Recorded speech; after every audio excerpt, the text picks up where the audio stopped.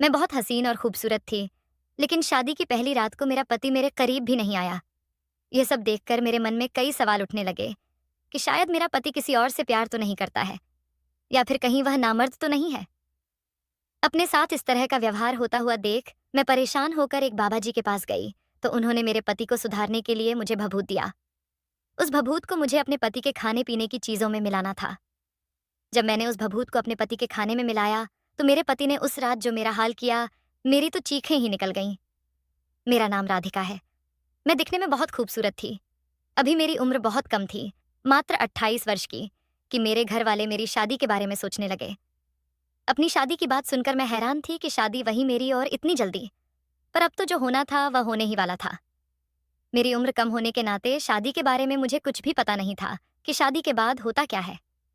मेरा बचपन और नासमझी देखकर मेरी माँ ने मुझे कुछ दिनों के लिए मेरी मौसी के घर पर भेज दिया, क्योंकि मौसी के घर शादीशुदा और मेरी हमउम्र बहुत सी लड़कियां थीं, ताकि वे लोग शादी के बाद होने वाली सभी बातों की ट्रेनिंग मुझे अच्छे से दे सकें।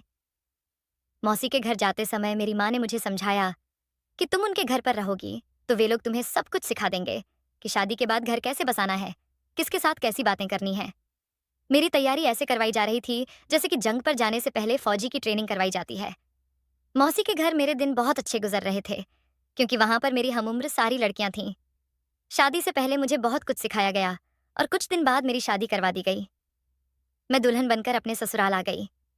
शादी की पहली रात को अपने मन में ढेरों ख्वाब लिए मैं सुहाग की सेज पर दुल्हन बनी बैठी हुई थी और अपने पति का बेसब्री से इंतजार कर रही थी। लेकिन कुछ देर बाद जब मेरा पति मेरे कमरे में आया, तो उसकी हरकत देखकर तो मैं हैरान थी, क्योंकि जो बातें मुझे मेरी मौसी के घर पर सिखाई गई थीं कि शादी की पहली रात को तुम्हारे साथ यह होगा, वह होगा, पर ऐसा तो कुछ भी मेरे साथ नहीं हो रहा था। ना तो मेरे पति ने मेरा घूंघट उठाया और ना ही मुझे मुंह दिखाई का कोई तोहफा दिया। अपने साथ यह सब ना होता हुआ देख मुझे बार बार मेरी मौसी के घर की बातें याद आ रही थीं, क्योंकि जो बातें मुझे वहां पर सिखाई गई थीं वैसा तो कुछ भी नहीं था। मेरा पति तो मुझसे दूर दूर था। मैं अपने पति की हरकत देखकर बहुत परेशान थी कि आखिर यह मेरे साथ ऐसा क्यों कर रहा है। मैं तो बहुत ज्यादा खूबसूरत और हसीन थी और कम उम्र भी थी, फिर भी मेरे पति ने एक बार भी मेरी तरफ नजर उठाकर नहीं देखा था। मैं पूरी रात रोकर रह गई, पर उसने मुझसे कुछ भी पूछा तक नहीं, बल्कि वह तो चादर तान कर सो गया। अगली सुबह मैंने घर में किसी को यह महसूस नहीं होने दिया कि रात को मेरे साथ मेरे पति ने ऐसा बर्ताव किया। ऐसे ही किसी तरह मेरे दिन रात गुजर रहे थे। मैं अंदर ही अंदर घुट रही थी, क्योंकि यह बात मैं किसी को बता भी नहीं सकती थी, क्योंकि यह तो मेरे और मेरे पति के बीच की बातें थीं। मैं किससे कहने जाती। कुछ दिनों बाद मेरी मौसी की बेटी प्रिया मुझसे मिलने आई। वह लगभग मेरी हमउम्र थी और हम दोनों के बीच दोस्ती जैसा रिश्ता था। उसे देखकर मैं बहुत खुश हुई। मैंने उसे चाय नाश्ता कराया और अपने कमरे में लेकर आ गई और कमरे का दरवाजा बंद कर दिया। दरवाजा बंद करने के बाद उसे पकड़कर मैं फूट फूट कर रोने लगी। मुझे यूं रोता हुआ देखकर उसने पूछा, क्या हुआ राधिका, तुम रो क्यों रही हो? मैंने रोते हुए अपने और अपने पति के बीच की सारी हकीकत उसे बता दी। यह सब सुनकर वह हैरान थी। उसने हैरानी से कहा कि राधिका, तुम्हारे पति के साथ कोई बहुत बड़ी प्रॉब्लम है। मैंने घबराकर पूछा, कैसी प्रॉब्लम? उसने कहा, या तो वह किसी और के प्यार में पागल है, या तो उसे किसी ने कुछ करवा दिया है कि वह तुम्हारे करीब कभी ना आए। उसने कहा, लेकिन तुम घबराओ नहीं, इसका इलाज है। मैंने उससे घबराकर पूछा, कैसा इलाज और कहां पर? प्रिया ने बताया कि उसके गांव में एक बाबा जी हैं। वे इस तरह के लोगों का बहुत अच्छा इलाज करते हैं। अगर तुम कोई बहाना बनाकर मेरे घर पर आ जाओ तो हम उन बाबा जी के पास तुम्हें लेकर चलेंगे। मैंने कहा, ठीक है प्रिया, मैं जरूर आऊंगी। यह सब बातें कर और मुझे समझा बुझाकर प्रिया वापस अपने घर चली गई। एक दिन मैंने अपनी सास से कहा, माँ जी, मुझे कुछ दिनों के लिए मायके भेज दीजिए, मेरा मन बहल जाएगा। उन्होंने मेरी इस बात को इनकार नहीं किया। कहा, ठीक है, अगर तुम जाना चाहती हो तो चली जाओ। मुझे पता था कि मेरे पति तो मुझे ले नहीं जाएंगे, इसलिए मैंने अपने भाई को बुला लिया। मेरा भाई मुझे लेने आ गया। जब हम कुछ दूर पहुंच गए तो मैंने अपने भाई से कहा, भाई, मुझे घर पर नहीं जाना है, मैं घर पर किसी और दिन आ जाऊंगी। तुम मुझे मौसी के घर पर छोड़ दो, मुझे वहां पर कुछ काम है और ये बात माँ को बता देना, पर किसी और को मत बताना। मैं 1-2 दिन बाद जब फोन करूंगी तो मुझे मेरे ससुराल पहुंचा देना। मेरी इस बात पर भाई ने मुझसे ज्यादा सवाल जवाब नहीं किया, क्योंकि शादी से पहले मैं अक्सर मौसी के घर जाया करती थी। इसीलिए उसे लगा कि शायद मुझे कुछ काम होगा, और बिना ज्यादा पूछे वह मुझे मौसी के घर पर छोड़ आया और वापस घर चला गया। प्रिया ने आकर मौसी को सारी बातें पहले ही बता दी थीं। अगले ही दिन मौसी मुझे उस बाबा जी के पास लेकर गई। मैंने बाबा जी से अपनी शादीशुदा परेशानी बताई। बाबा जी ने कहा, तुम निराश ना हो, तुम्हारा पति ठीक हो जाएगा, बस तुम्हें कुछ उपाय करने होंगे। मैंने हाथ जोड़ते हुए कहा, बाबा जी, आप जो कहेंगे मैं वह करने को तैयार हूं, क्योंकि मैं बहुत परेशान हूं। बाबा जी ने कुछ मंत्र फूंककर मुझे भभूत दिया और कहा, यह भभूत तुम अपने पति के खाने पीने की किसी भी चीज में मिलाकर उसे खिला देना। धीरे धीरे करके तुम्हारे पति में सुधार आ जाएगा। मैंने उन बाबा जी का बहुत शुक्रिया अदा किया और उस दिन मैं मौसी के घर पर आ गई। एक दो दिन मौसी के घर पर रही और उसके बाद मैंने अपने भाई को फोन करके बुला लिया। भाई आया और मुझे मेरे ससुराल छोड़ दिया। बाबा जी का दिया हुआ भभूत मैंने अपने पति को उसी दिन से खिलाना शुरू कर दिया। 1 से 2 दिन में मैंने उस भभूत को अपने पति की खाने पीने की चीजों में मिलाकर खिलाया, पर मेरे पति के व्यवहार में कोई असर नहीं हुआ। ये सब सोचकर मैं थोड़ी परेशान थी, पर अचानक मेरे साथ कुछ ऐसा चमत्कार हुआ कि मैं तो हैरान रह गई। 2-3 दिन के बाद ही मेरा पति मेरे पास आया और मेरे हाथों को पकड़ते हुए मुझसे बड़े ही प्यार से कहने लगा, राधिका, मुझे तुम्हें एक खुशखबरी सुनानी है। उनके इस तरह के व्यवहार से मुझे अंदर ही अंदर बड़ा अच्छा महसूस हुआ। मैंने खुश होकर उनसे कहा कि जी बताइए, आपको क्या कहना है। वह मुझसे कहने लगे कि दरअसल मेरी नौकरी लग गई है और मेरी नौकरी दूसरे शहर में लगी है, और माँ का कहना है कि मैं तुम्हें अपने साथ लेकर चलूं, तो क्या तुम मेरे साथ चलोगी, क्योंकि मुझे नहीं लगता कि वहां पर मेरा तुम्हारे बिना दिल लगेगा। मैंने थोड़ा सा नखरे दिखाते हुए कहा कि अच्छा क्या, सच में, पर मुझे तो नहीं लगता कि आपको मेरी इतनी फिक्र है। मेरी बात को मेरे पति समझ गए और वह मुझसे कहने लगे, देखो राधिका, मैं जानता हूं कि मैंने तुम्हारे साथ ठीक व्यवहार नहीं किया, लेकिन तुम मेरी बात समझने की कोशिश करो। जब हम दोनों वहां पहुंच जाएंगे तो मुझे अच्छे से प्राइवेसी मिल जाएगी। उनकी यह बात सुनकर पहले तो मुझे अजीब लगा, लेकिन मैं फिर खुश भी होने लगी, क्योंकि शायद अब बाबा जी की भभूत का असर मेरे पति पर होने लगा था। मुझे लगा कि इसका मतलब मेरे पति अपने घर वालों से कुछ ज्यादा ही शर्माते हैं, इसीलिए वह अभी तक मुझसे ज्यादा बातचीत भी नहीं करते थे। असल बात क्या थी, यह तो मैं नहीं समझ पा रही थी, पर मुझे लगा कि जो भी हो, लेकिन बाबा जी की भभूत अपना काम कर रही है। मैं मन ही मन बहुत खुश होने लगी कि चलो, अब मेरा पति मुझे बहुत प्यार करेगा और मेरे साथ अच्छा वक्त भी बिताए। मैंने उसी दिन शाम को तुरंत ही प्रिया को फोन करके यह खुशखबरी सुनाई कि आज शादी के बाद पहली बार मेरे पति ने मेरे साथ ऐसा व्यवहार किया। यह सुनते ही प्रिया भी खुशी से उछल पड़ी। वह कहने लगी, देखा, मैंने कहा था ना कि यह बाबा जी बहुत ही चमत्कारी हैं। देख, उन्होंने कैसे तेरे जीवन में सब कुछ ठीक कर दिया। मैंने कहा, हाँ, सच में बाबा जी ने तो मेरी मनचाही मुराद पूरी कर दी। मैंने कहा, चल ठीक है, अब मैं रखती हूँ, क्योंकि मुझे ढेर सारी पैकिंग करनी है और अपने पति के साथ दूसरे शहर में जाने के लिए 2 दिन बाद ही निकलना है। शाम को जब मेरे पति लौट कर आए तो उनका चेहरा कुछ उतरा हुआ था। मैंने उनसे पूछा कि क्या हुआ, अभी तक तो आप बहुत खुश थे, लेकिन आज आप इतना उदास क्यों लग रहे हैं। तो वह कहने लगे कि मैं तो तुम्हें अपने साथ दूसरे शहर इसलिए लेकर जा रहा था ताकि तुम्हारी और मेरी प्राइवेसी अच्छे से बनी रहे, लेकिन अब एक छोटी सी प्रॉब्लम हो गई है, इसलिए मुझे कुछ समझ में नहीं आ रहा। मैंने उनसे कहा कि बताइए, आखिर क्या प्रॉब्लम है। तो वह मुझसे कहने लगे कि दरअसल मेरा जो बचपन का बेस्ट फ्रेंड है, उसकी भी जॉब उस शहर में लगी है और उसके रहने का इंतजाम अभी कहीं भी नहीं हो पा रहा है। और जब उसे यह पता चला कि मैं उस शहर में रहने जा रहा हूँ, तो उसने मुझसे रिक्वेस्ट की कि क्या मैं उसे कुछ हफ्तों के लिए अपने घर में रहने दे सकता हूँ। वैसे तो मैं उसे बेझिझक हाँ बोल देता अगर मैं अकेला रहने जाता, लेकिन क्योंकि मैं तो तुम्हें साथ लेकर जा रहा था, इसलिए मैंने उससे कुछ वक्त की मोहलत मांगी ताकि मैं उसे सोच समझ कर जवाब दे सकूं। अब मुझे समझ ही नहीं आ रहा कि मैं उसे हाँ बोलूं या ना बोलूं। मैंने अपने पति से कहा कि इसमें इतना परेशान होने वाली कोई बात नहीं है। वैसे से भी आपको जो घर रहने के लिए मिला है वह तो बहुत ही बड़ा है, तो वहाँ आपके दोस्त भी आराम से रह सकते हैं और फिर हम सब अलग अलग कमरों में रहेंगे, तो हमारी प्राइवेसी भी आराम से बनी रहेगी और मुझे उनके साथ रहने में कोई भी प्रॉब्लम नहीं है, तो फिर आप इतना क्यों सोच रहे हैं। मेरी बात सुनकर मेरे पति ने तुरंत ही खुशी खुशी मुझे गले से लगा लिया। वह कहने लगे, राधिका, तुम सच में बहुत अच्छी हो। मैं तो एक बहुत बड़ी उलझन में पड़ गया था कि अब मैं क्या करूंगा, लेकिन तुमने तो मेरी प्रॉब्लम चुटकियों में सॉल्व कर दी। मैं अपने दोस्त को मना भी नहीं करना चाहता था, क्योंकि उसने मुझ पर पहले बहुत सारे एहसान किए हैं और तुम्हारी एक हाँ ने सब कुछ तुरंत ही ठीक कर दिया। अपने पति का मेरे प्रति प्यार देखकर मैं मन ही मन फूली नहीं समा पा रही थी। मैं यही सोच रही थी कि अब तो मेरा पति धीरे धीरे मेरी चाहत में दीवाना ही हो जाएगा और मुझे भी उसे इसी तरह से खुश रखना होगा। 2 दिन के बाद ही मैं अपने पति के साथ दूसरे शहर में शिफ्ट हो चुकी थी। वह घर सच में बहुत ही खूबसूरत और बड़ा था। मैं अपने आप को किसी महारानी के जैसा महसूस कर रही थी, जो अब एक इतने बड़े बंगले में अकेले राज करने जा रही थी। मुझे अपने पति के दोस्त भी बहुत अच्छे लगे। 2 दिन तो घर में सारे सामान की शिफ्टिंग करने में ही निकल गए। उसके बाद जब सब कुछ सेट हो गया, तब मैंने चैन की सांस ली। मेरे पति और उनके दोस्त ऑफिस जाना शुरू कर चुके थे।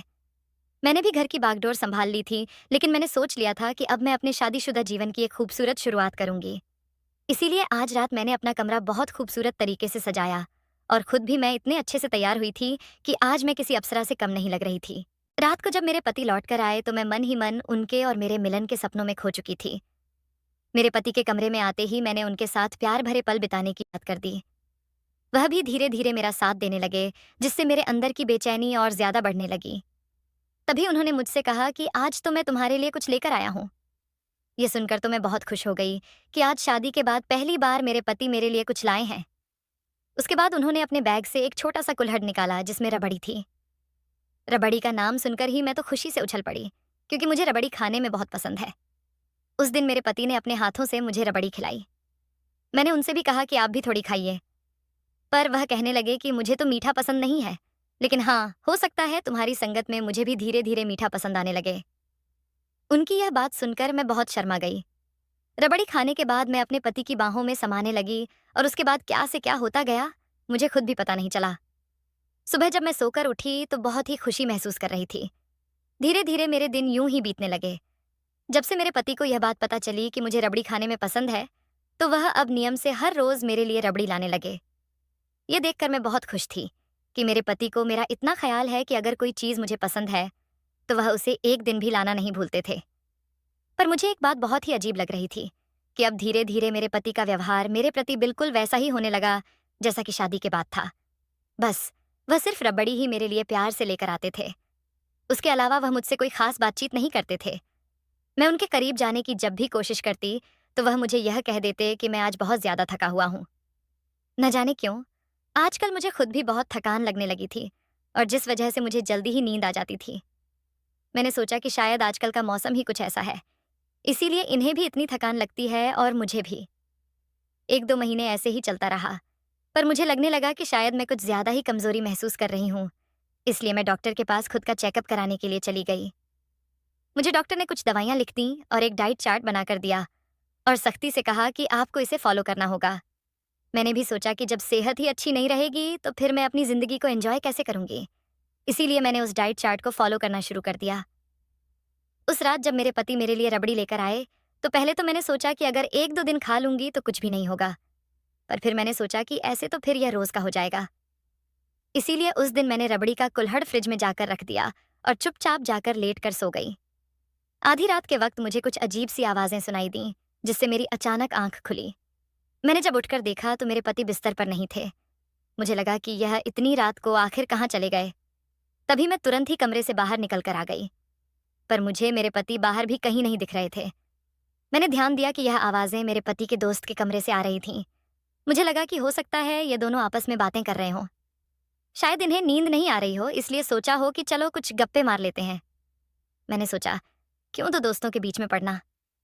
इसीलिए मैं वापस कमरे की तरफ जाने लगी, लेकिन तभी मुझे मेरे पति के चीखने की आवाज सुनाई दी, जिससे मेरे कदम अचानक ही रुक गए।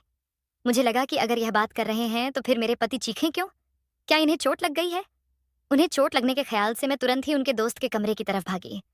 तो दरवाजे के करीब पहुंचकर मैंने देखा कि दरवाजा हल्का सा खुला हुआ था।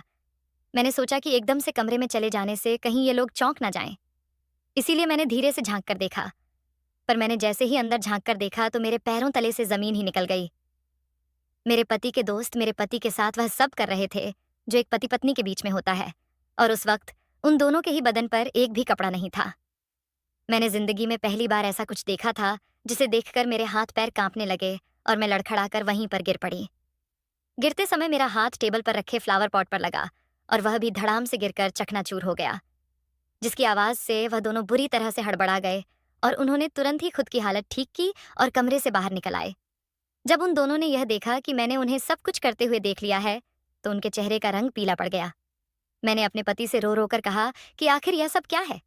उसके बाद मेरे पति ने मुझे बताया कि उनकी दिलचस्पी किसी औरत में नहीं बल्कि मर्द में है, और यह सारी बातें उनके घर वालों को भी पता है। शादी तो उन्होंने मेरे साथ सिर्फ इसलिए की थी ताकि वह समाज का मुंह बंद कर सकें। और मैंने दूसरे शहर में नौकरी इसीलिए चुनी ताकि मैं अलग घर में आराम से अपने दोस्त को बुलाकर रह सकूं और उसके साथ जमकर मजे कर सकूं और तुम्हें भी कुछ भी पता ना चल सके। उनकी यह बात सुनकर मैं हैरानी भरी नजरों से उसे देख रही थी। मेरे पति ने कहा कि मैं तुम्हें हर रोज रबड़ी में बेहोशी की दवा मिलाकर खिला देता था ताकि तुम रात को मुझे बिल्कुल भी डिस्टर्ब ना करो, लेकिन आज शायद तुमने रबड़ी नहीं खाई। मैंने अपने पति से रोते हुए कहा, हाँ, आज मैंने रबड़ी नहीं खाई क्योंकि मुझे इतने दिनों से बहुत कमजोरी लग रही थी। तो मैंने डॉक्टर से चेकअप कराया। उन्होंने मुझे एक डाइट चार्ट बनाकर दिया था जिसमें उन्होंने मुझे मीठा खाने को मना किया था। अगर आज मैं उनकी बात नहीं मानती तो तुम्हारा यह गंदा सच मेरे सामने कभी भी नहीं आता। मैंने अपने पति से कहा कि इसका मतलब अभी तक तुम्हारा मेरे लिए व्यवहार में जो बदलाव था वो नाटक था। मेरे पति ने कहा, हाँ, तुम्हें यहाँ लाने के लिए मैं दिखावा कर रहा था। मैं मन में सोचने लगी कि मैं अंधविश्वास में अंधी होकर यह सोच रही थी कि बाबा जी की भभूत ने सब ठीक कर दिया। कितनी बड़ी बेवकूफ हूं मैं। मैंने अपने पति से कहा, तुमने मुझे इतना बड़ा धोखा देकर मेरी पूरी जिंदगी खराब कर दी। मेरे पति मेरे सामने हाथ जोड़कर माफी मांगने लगे। कहने लगे कि मैं भी मजबूर था क्योंकि समाज के बनाए नियमों की वजह से मुझे अपनी सच्चाई छिपानी पड़ी और दिखावे के लिए तुमसे शादी करनी पड़ी। अगले ही दिन मैं अपने मायके वापस लौट गई और मैंने अपने पति को तलाक के पेपर्स भिजवा दिए। इधर मेरे मायके वाले मुझसे बार बार यह वजह पूछ रहे थे कि मैं अपने पति को तलाक क्यों दे रही हूं। तो मैंने उनसे यही कहा कि मेरी और मेरे पति के बीच में बिल्कुल भी नहीं पट रही है। हमारे विचार बिल्कुल अलग हैं और इसीलिए मैं एक ऐसे इंसान के साथ पूरी जिंदगी नहीं बिता सकती। इधर जब तलाक के आखिरी दिन मैं अपने पति से मिली तो उन्होंने मुझे धन्यवाद कहा क्योंकि मैंने उनकी सच्चाई को छुपा कर रखा था। पर वह मुझसे बार बार पूछ रहे थे कि उन्होंने तो मेरे साथ इतना बुरा किया, लेकिन फिर भी मैंने उनकी इस बात को किसी को क्यों नहीं बताया। तो मैंने उनसे कहा कि मैं आपके जैसी नहीं हूं जो किसी इंसान की जिंदगी खराब करने में 2 पल भी ना सोचे। और मैं आपसे इतना ही कहूंगी कि जब आप ही हिम्मत करके खुद की असलियत को स्वीकार नहीं कर पा रहे हैं तो फिर आप इस समाज से यह उम्मीद कैसे रखते हैं कि वह आपको स्वीकार कर ले। इसीलिए अपने लिए और अपने रिश्ते के लिए स्टैंड लें, न कि दुनिया को दिखाने के लिए खुद की और दूसरों की जिंदगी खराब करें। कुछ दिन के बाद मेरे लिए एक रोहन नाम के शख्स का रिश्ता आया। रोहन की पत्नी एक हादसे का शिकार हो गई थी और वह अब इस दुनिया में नहीं थी। उनका 2 साल का एक बेटा भी था। शादी से तो मेरा मन ही हट चुका था, पर मेरे घर वालों ने मुझे बहुत समझाया। इधर मुझे शादी से पहले रोहन के साथ बात करने और घूमने का मौका भी दिया गया। रोहन से मिलने के बाद मुझे एहसास हुआ कि दुनिया में अगर कुछ लोग मतलबी हैं तो कुछ लोग ऐसे भी हैं जो निस्वार्थ आपके लिए कुछ भी कर सकते हैं। रोहन बहुत अच्छे इंसान थे। उन्होंने कुछ दिनों में ही मेरा दिल जीत लिया और मैं भी उनसे शादी करने के लिए मान गई। मेरी और रोहन की कुछ दिनों बाद शादी हो गई। मैंने उनके बेटे को भी दिल से अपना लिया। आज मेरी शादी को 10 साल हो चुके हैं। 2014 में हुई शादी अब 2024 तक सुखी है। पर रोहन मुझे इतना खुश रखते हैं जिससे मुझे ऐसा लगता है कि जैसे मेरी अभी नई नई शादी ही हुई हो। इधर कुछ दिनों के बाद मुझे पता चला कि मेरे पहले पति के घर वालों ने उनकी दोबारा शादी करने की कोशिश की, तो उन्होंने इस बार हिम्मत दिखाते हुए अपने घर वालों को साफ इनकार कर दिया और वह अपने उस दोस्त के साथ दूसरी जगह रहने लगे थे। मैं भी यह देखकर खुश थी कि वह जिसे चाहते थे आज वह उसके साथ सुखी जीवन बिता रहे हैं, जैसे कि मैं अपने पति के साथ बिता रही हूँ। दोस्तों, हमारे समाज में कुछ ऐसे नियम बना दिए गए हैं जिनको मानने के लिए हर किसी को बाध्य किया जाता है, जबकि ऐसा नहीं होना चाहिए। इंसान की खुशियां हर नियम से सबसे ऊपर होती हैं। कभी भी किसी भी चीज को किसी को जबरदस्ती पसंद नहीं करवाया जा सकता है। इसीलिए जो जैसा रहना चाहे उसे वैसे ही रहने देना चाहिए। ये जरूरी नहीं कि समाज का बनाया हुआ हर नियम सही ही हो। तो दोस्तों, ये थी आज की कहानी। आशा करती हूँ आपको ये कहानी अच्छी लगी होगी। अगर आपको ये कहानी अच्छी लगी तो वीडियो को लाइक एंड कमेंट करें, चैनल को सब्सक्राइब करें। वीडियो देखने के लिए आपका धन्यवाद।